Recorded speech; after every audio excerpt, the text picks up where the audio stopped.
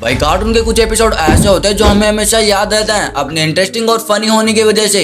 But भाई कुछ episode ऐसे भी होते हैं जो कि इतने ज्यादा हॉरर और क्रीपी होते हैं जो जबरदस्ती हमारे मन में कैद हो जाते हैं। तो आज फैक्ट हंटर की इस नई और धमाकेदार वीडियो में मिनी हॉरर एपिसोड्स को देखने वाले हैं। तो सबसे पहले बारी आती है शिनचैन की। तो भाई इस एपिसोड की शुरुआत में हमें दिखाया जाता है कि हैरी हमेशा की तरह अपने ऑफिस से घर लौट रहे होते हैं। तभी रास्ते में उन्हें एक डॉल दिखाई देती है जो कि देखने में एकदम भूतिया लग रही थी। ये बड़ी अच्छी बात कही है। वह मजाक से हटके हैरी उस डॉल को उठाकर घर पर ले आते हैं और भाई जब तक वो घर पर पहुंचते हैं तब तक शिनचैन और हिमावरी सो चुकी होती है। इसलिए हैरी उस डॉल को मिर्ची को देकर सो जाते हैं और भाई जैसे ही रात के 12 बजते हैं वैसे ही ये डॉल कुछ ऐसा कारनामा करती है।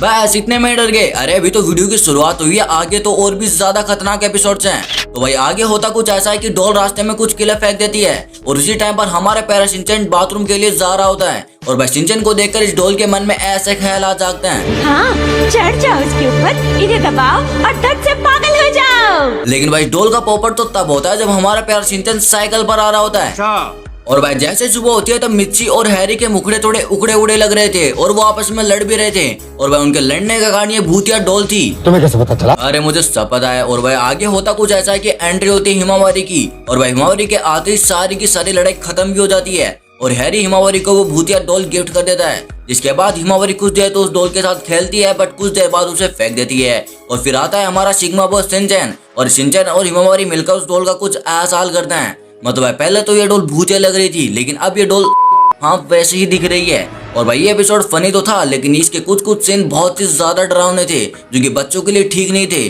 जैसे ये मुंडी वाला सीन।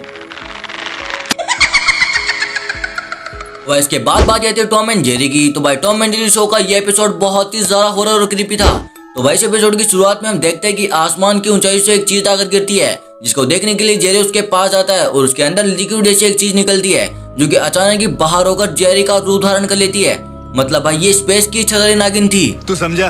हाँ। जिसको देखने के बाद हमारा जेरी डर जाता है और घर के अंदर घुस जाता है और उसके कुछ देर बाद हमें दिखाया जाता है कि लिक्विड टॉम के फिर से कुछ सामान निकाल रहा होता है और टॉम उसे ऐसा करते हुए देख लेता है। जिसके बाद वो उस पर एक अजीब सी हथौड़े से वार करता है लेकिन उसे कुछ भी नहीं होता। मगर क्यों? अरे भूल गए, इच्छाधारी नागिन है वो। जिसके बाद हमारा टॉम चौक कर उस पर अलग अलग हथियार से वार करता है लेकिन उसे कुछ भी नहीं होता और तो लिक्विड जेरी टॉम को मारता भी है लेकिन फिर भी टॉम आ जाता है उसे पकड़ने के लिए और उसे एक डिब्बे में कैद भी कर लेता है। लेकिन भाई लिक्विड जेरी लिक्विड बनकर उस डब्बे से बाहर आ जाता है और फिर वो अपने हाथ को ऑक्टोपस जैसा करके टॉम को आसमान की सैर करवाता है और उसके कुछ देर बाद लिक्विड जेरी हमारे असली जेरी से हाथ मिला लेता है और उसके बाद जो सीन हुआ लिटरली काफी ज्यादा क्रीपी था।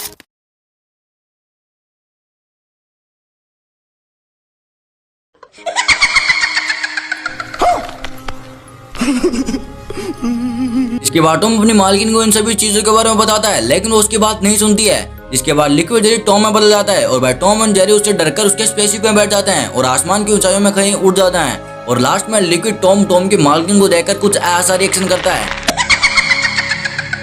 तो भाई आपने डोरेमोन के बहुत सारे हॉरर और क्रीपी एपिसोड देखे होंगे बट भाई ये वाला एपिसोड लिटरली बहुत ही ज्यादा खतरनाक था। तो भाई इस एपिसोड की शुरुआत हमेशा की तरह होती है। मतलब हमारा चोमू नोबिता डोरेमोन के पास आकर सुनियो की शिकायत करता है कि उसने सबके सामने मेरा मजाक उड़ाया लेकिन इस बार डोरेमोन नोबिता पर गुस्सा नहीं होता बल्कि गुस्से से सुनियो की तरफ भागता है और उसके पास जाकर एक गैजेट निकालता है बट उसका यूज नहीं करता। मतलब भाई डोरेमोन सोच में डूब जाता है कि इसका यूज करे या ना करे एंड एट लास्ट वो उस गैजेट का यूज नहीं करता है। मगर क्यों? इसके बारे में तो वीडियो के आगे ही पता चलेगा। अब भाई जस्ट तुम सोचो कि इतने गुस्से में होने के बावजूद भी डोरेमोन ने उस गैजेट का यूज नहीं किया, मतलब वो कितना ज्यादा खतरनाक गैजेट है। और भाई आगे हम देखते हैं कि डोरेमोन सो रहा होता है और उसके पास ही वो कैमरे वाला गैजेट होता है।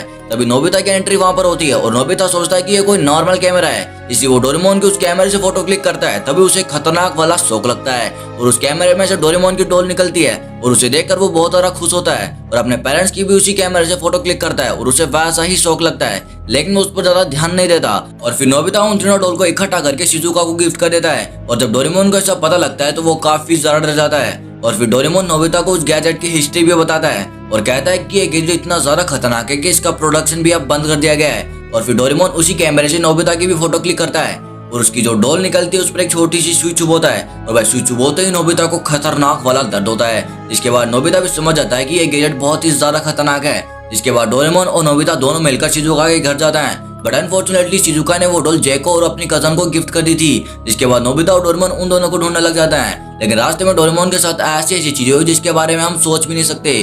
और इधर जेको और उसकी कजन पता नहीं उस डॉल के साथ क्या क्या कर रही थी, और हद तो तब पार हो गई जब उसे काटने के लिए वो एक औजार भी ले आई और लिटरली उस पर चलाने भी लगी थी। उधर डोरेमोन और नोबिता के पेरेंट्स को खतरनाक वाली मुसीबतों का सामना करना पड़ रहा था, लेकिन मैं सुनिए भी वहां पर पहुंच जाता है और भाई इन तीनों ने मिलकर उस डॉल को जलाने का प्लान बना लिया था और लिटरली जलाने भी लगे थे। लेकिन भाई सही टाइम पर डोरेमोन वहां पर पहुंच जाता है और ये सब रोक देता है। लेकिन सुनियो को उस डॉल के बारे में पता लगता है तो वो उस डॉल के साथ खेलने लगता है, लेकिन जैसे जैसे करके नोबिता उस डॉल को सुनियो से छीन लेता है और भाई दोनों मिलकर घर पर आ जाते हैं। मतलब इस एपिसोड में हमें क्या क्या नहीं दिखाया गया, मतलब काटना फाड़ना जलाना पता नहीं क्या क्या। क्या बढ़िया था गुरु। तो वही अगला एपिसोड भी शिनचैन का है और इस एपिसोड की शुरुआत में ही प्रिंसिपल सर बच्चों को डरा देते हैं। सभी ने वो कहानियां सुनी हैं, मतलब वो डरावनी और अजीब सी कहानियां जो कि स्कूल और हॉस्पिटल से जुड़ी हुई होती हैं। तो इस एपिसोड में हमें दिखाया जाता है कि बच्चे स्कूल में ही सो रहे होते हैं और सभी के सोने के बाद हमारे चोमो मसाओ को बाथरूम जाना होता है और इसीलिए वो कजामा को उठाता है, फिर कजामा नैनी को और नैनी बो को, फिर ये चारों मिलकर बाथरूम की तरफ जा रहे होते हैं और लाइट्स ऑफ थी और डर का माहौल था और इनके पीछे आ रहा था हमारा सिग्मा बॉस शिनचैन और वह शिनचैन को देखकर ये सभी के सभी खतरनाक तरीके से भागते हैं और वह हमारे प्यारा शिनचैन इन्हें एक हॉरर स्टोरी बताता है और कहता है कि इन सीढ़ियों को गिनने का एक गेम खेलते हैं। अब आगे वाली बात आप इसी वीडियो में देख सकते हैं। भाई हमारे प्यारे कजामा को डर लगने के बावजूद भी वो इन सीढ़ियों को गिन लेता है। 29, 30, 31, 32, 33, 34, 35, 36, 37, 38, 39। और भाई डर तो तब लगता है जब सुबह होती है, मतलब है सुबह होने के बाद ये सभी उन सीढ़ियों को देखने के लिए जाते हैं, लेकिन वहां पर जाते ही उन्हें सीढ़ियां दिखाई नहीं देती और पता लगता है कि यहाँ पर कोई सीढ़ियां थी ही नहीं। ये कैसे हो गया? तो भाई और बहनों अब बारी आती है ओगी एंड द कोर्सेज की। तो भाई ओगी एंड द कोर्सेज एक काइंड फ्रेंडली कार्टून है, बट इसका एक एपिसोड इतना ज्यादा खतरनाक था जिसे बैन भी कर दिया गया था। तो भाई इस एपिसोड का नाम था गोस्ट हंटिंग और इसकी शुरुआत में हमें दिखाया जाता है कि कोर्सेज ओगी को हमेशा की तरफ परेशान कर रहे होते हैं, लेकिन इस बार ओगी काफी ज्यादा गुस्से में होता है और वो उन्हें खतरनाक तरीके से मारता है जिससे उनकी मृत्यु हो जाती है और ओगी उन्हें एक माचिस के डिब्बे में रखकर जमीन में कहीं गाड़ देता है। जिसके बाद वो तीनों कोर्सेज भूत बनकर ओगी के पास आते हैं और उसे परेशान करने लगते हैं। जिसके बाद ओगी को एक बुक मिलती है जिसके जरिए वो किसी को भी जिंदा कर सकता है। अब भाई उसमें एक ट्रिक लिखी थी, अब भाई उसी ट्रिक को फॉलो करके ओगी उन कोर्सेज को भी जिंदा कर लेता है। जिसके बाद सभी बैठकर टीवी देख रहे होते हैं, लेकिन उस किताब के कारण टीवी में जो भी मॉन्स्टर थे वो सच में जिंदा हो जाते हैं और ओगी के घर पर आ जाते हैं और इसी के साथ इस एपिसोड की भी समाप्ति हो जाती है। अब इसी एपिसोड की तरह हम भी वीडियो की समाप्ति करते हैं और अगर आप मेरी एक हफ्ते की मेहनत को अप्रिशिएट करना चाहते हो तो इस वीडियो को लाइक जरूर कर देना ताकि मेरी ऐसी वीडियो नई नई ऑडियंस तक पहुंचती रहे। तब तक के लिए बाय बाय।